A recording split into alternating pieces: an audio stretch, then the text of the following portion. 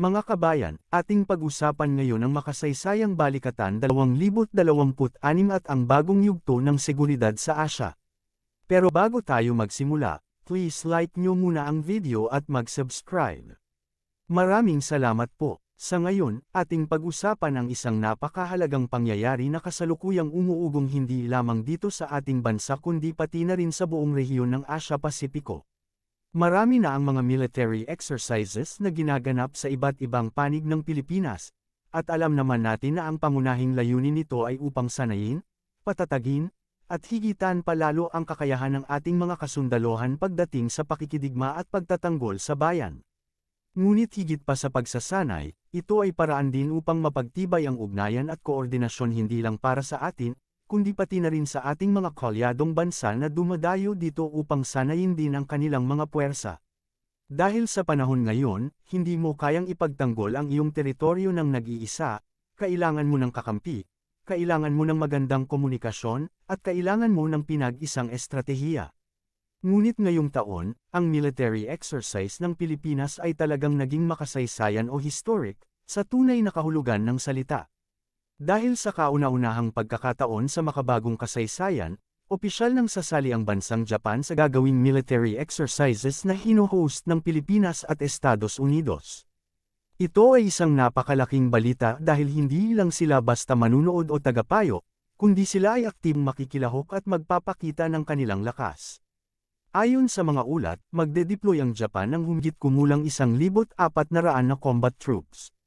Isang malaking bilang na nagpapakita ng seryosong intensyon nila. At bilang bahagi ng drills, susubukan at ipapakita nila ang kanilang teknolohiya at lakas gamit ang kanilang Type 88 surface-to-ship missile system kasama ang iba pang makabagong armas.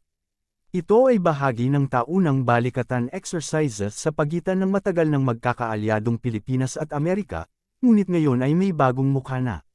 Dati, ang balikatan ay kilala bilang bilateral, o pagtutulungan lang ng dalawang bansa, ang Pilipinas at Amerika. Ngunit sa pagkakataong ito, lumawak na ito ng husto at naging multilateral exercises. Ito ay nakatakdang gaganapin mula April 20 hanggang May 8. Sa taong ito, mahigit 17,000 tropa ang magsasama-sama, isa ito sa pinakamalaki, pinakamalawak, at pinakakomplikadong exercise na naganap sa kasaysayan ng ating bansa. Bukod sa Japan, marami ding bansa ang nagpadala ng kanilang mga combat troops, tulad ng Australia, Canada, France, at New Zealand, mga bansang may mga kasunduan o visiting forces agreement sa Manila. Bukod pa rito, may karagdagang 17 bansa na magsisilbing observers o manunood upang masaksihan ang nasabing pagsasanay. Ibig sabihin, ang mata ng buong mundo ay nakatuon ngayon sa Pilipinas. Ayon kay US Balikatan spokesperson Colonel Robert Bond sa isang press briefing noong nakaraang Martes, April 14, na ang partisipasyon ng Japan ay nagmarka ng unang pagkakataon na magpapadala ang Tokyo ng combat troops sa lupain ng Pilipinas mula pa noong panahon ng World War II.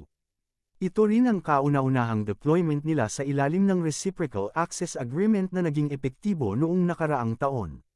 Dati-rati, maliit lang ang grupo ng Japan na pumupunta dito. Madalas ay bilang observers lamang para sa humanitarian at disaster response. Pero ngayon, pinalawak na nila ang kanilang pakikilahok gamit ang mga barko, eroplano, at mga puwersang handang lumaban. Ito ay malaking pagbabago sa kanilang patakaran sa seguridad. Isa sa pinaka-inaabangan ng marami ay ang test fire ng kanilang homegrown na Type 88 SSM o surface-to-surface missile system. Ang missile system na ito ay may range na humigit kumulang 100 kilometers. Gagamitin ito sa isang maritime strike exercise kung saan papatamaan o palulubugin nila ang isang lumang barko o target na malapit sa South China Sea at sa direksyon ng Taiwan. Kahit ang Defense Minister ng Japan na si Shinjiro Koizumi ay personal na dadalo at magbabantay sa nasabing event, ayon kay Philippine Balikatan spokesperson Colonel Dennis Hernandez. Ipinapakita nito kung gaano kahalaga para sa kanila ang okasyong ito. Hindi lang missiles ang dadalhin nila.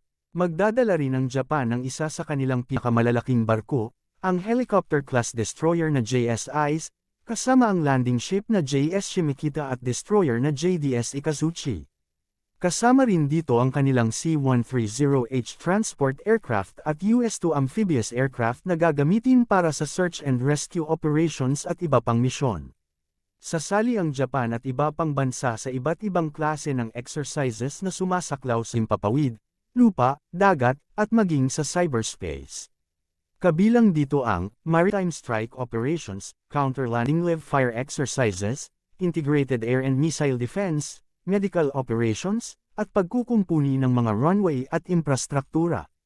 Gaganapin ang mga drills sa iba't ibang parte ng bansa, lalo na sa mga lugar na nakaharap sa South China Sea at Taiwan, mga lugar na itinuturing na estratehiko at sensitibo.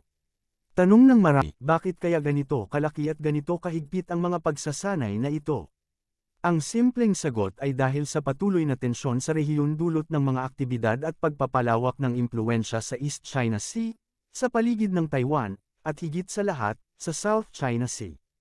Ang Pilipinas at Japan ay parehong kaalyado ng Amerika at bahagi ng tinatawag na First Island Chain, isang mahalagang linya ng depensa upang mapigilan ang paglawak ng kapangyarihan sa karagatan at mapanatili ang kalayaan ng mga bansang nasa rehiyon. Kamakailan lamang, pinatitibay din ng Pilipinas, US, at Japan ang kanilang depensa sa paligid ng Taiwan na inaangkin ng China. Noong Pebrero pa lang, nagsagawa na sila ng joint drills malapit sa Bashi Channel, isang estratehikong daanan sa pagitan ng Pilipinas at Taiwan. Samantala, habang nangyayari ito, abala rin ang Amerika sa mga hidwaan sa Middle East. Bagamat hindi pa nababanggit lahat ng advanced weapons na dadalhin nila sa balikatan, sinabi ni Colonel Bond na posibleng gamitin o ipakita rin ang mga Tomahawk missiles bilang bahagi ng kanilang kagamitan, mga missile na kilala sa kahusayan at mahabang range.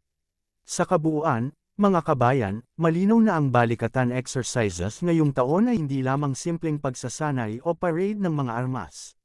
Ito ay isang malinaw na mensahe at pagpapakita ng pagkakaisa at kahandaang ipagtanggol ang soberanya at kapayapaan sa rehiyon sa gitna ng mga hamon at banta na ating hinaharap.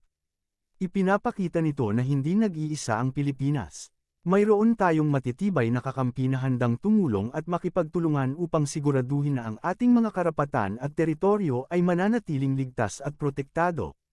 Ito ang katotohanan at ang realidad ng panahon ngayon. Kailangan nating maging matalino, maging matatag, at maging handa. Yun lang mga kabayan, maraming salamat sa inyong oras at pakikinig. Mag-ingat po tayong lahat.